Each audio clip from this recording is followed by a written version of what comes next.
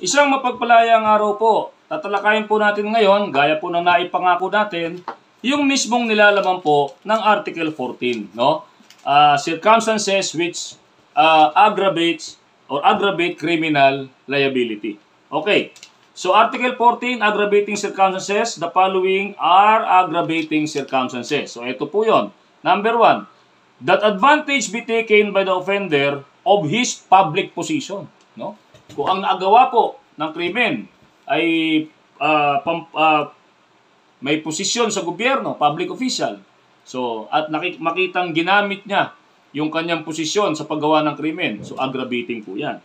That the crime be committed in contempt of or with insult to the public authorities. Diba? So, madali naman pong intindihin, no? Na may pag-insulto, no? Sa isang, di ba? Kaya nga, minsan naririnig nyo doon sa mga court hearings or sa Senate hearing or congressional hearing, di ba? Mayroon sila mga kino-contempt na ano doon, ng mga tao pagka, yun, nagkaroon ng pag-iinsulto, no, sa public authorities, no, tulad ng mga ating mga congressman or senador. That the act be committed with insult or in disregard of the respect due the offended party on account of his rank, age, or sex, or that it be committed in the dwelling of the offended party if the latter has not given provocation. Di ba? Wala namang ginagawa sa iyo, ininsulto mo, di ba? Public authority rin. Okay, walang respeto, no? That the act, inuhuli ka ng pulis, kinausap ka ng pulis ng maayos, binastos mo, di ba? So, may mga ganon, aggravating po yun. That the act be committed with abuse of confidence or obvious ungratefulness. Di ba? So, abuse of confidence. So, yan po, pwedeng mangyari sa kaso ng, let's say, empleyado na nagnakaw, so qualified theft po yan. Di ba?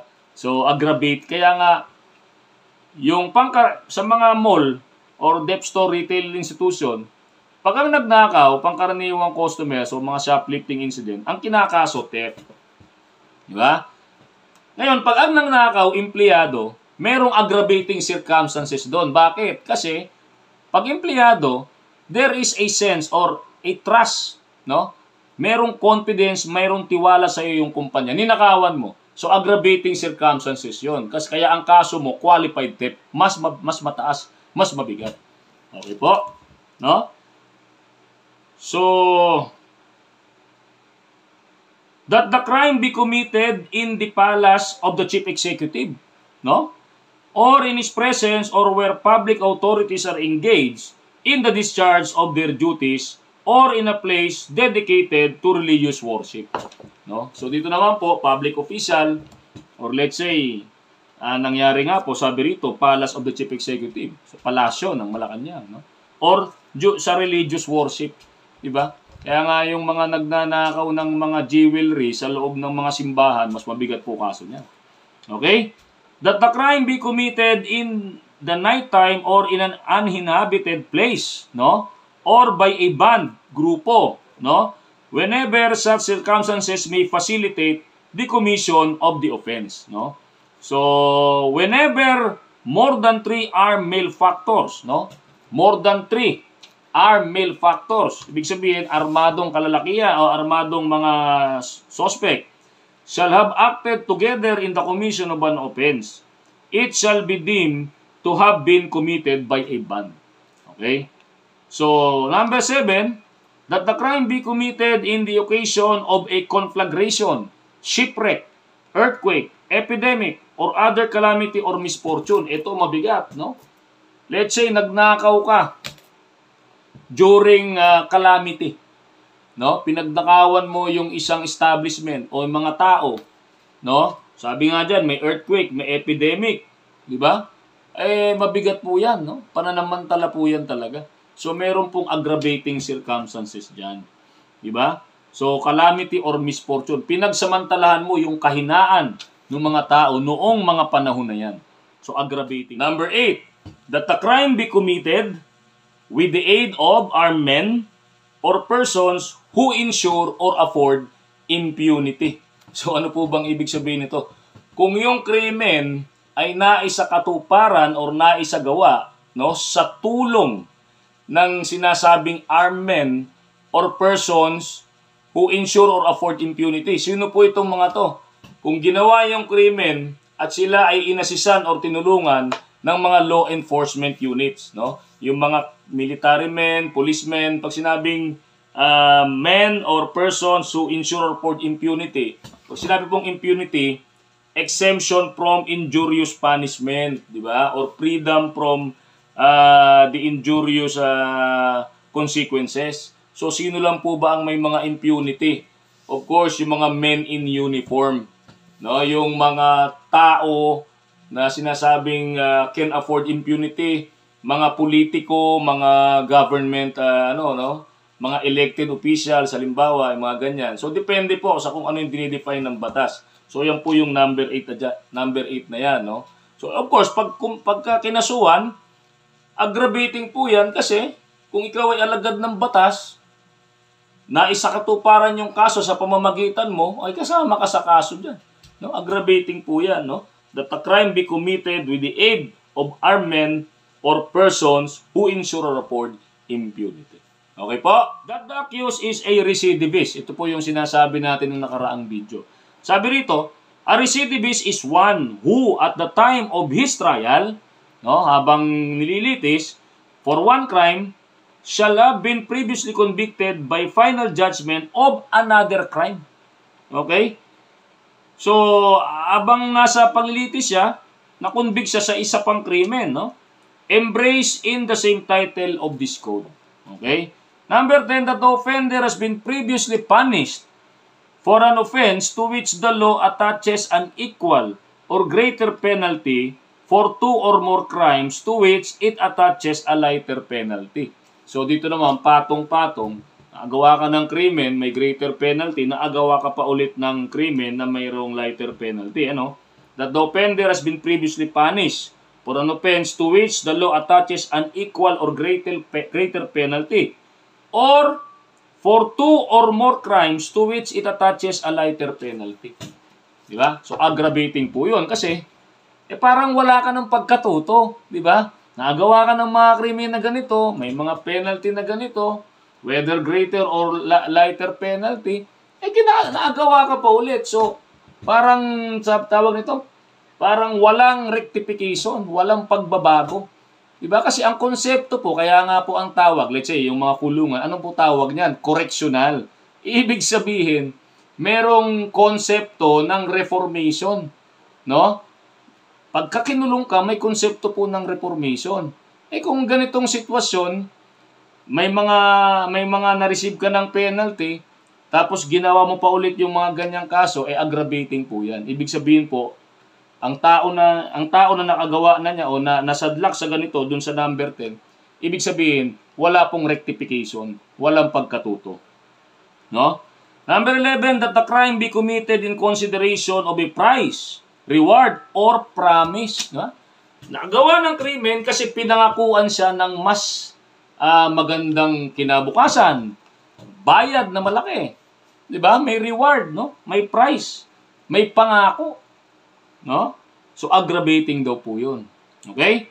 That the crime be committed by means of inundation, fire, poison, explosion, stranding of a vessel, or intentional damage thereto, derailment of a locomotive, or by the use of any other artifice involving great waste and ruin.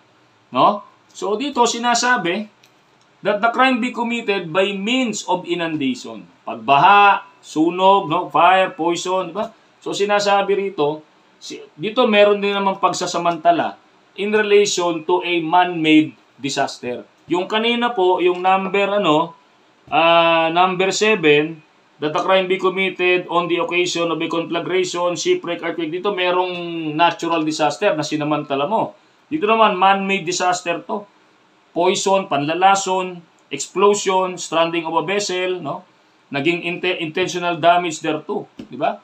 So kaya na shipwreck dahil may intensyon kayong, di ba? Masama na gawin dun sa mga tao na nandoon.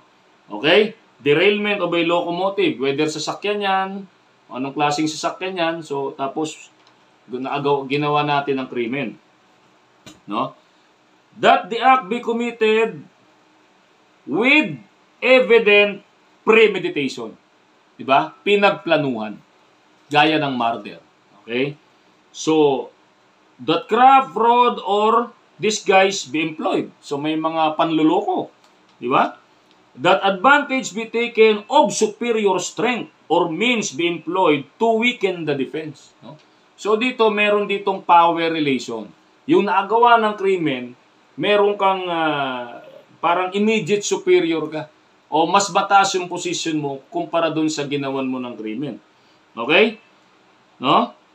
So, kasi superior strength, no? So, that the act be committed with trickery. Di ba? May panlilin lang. Deception or alivosya. No? There is trickery when the offender commits any of the crimes against the person. Okay?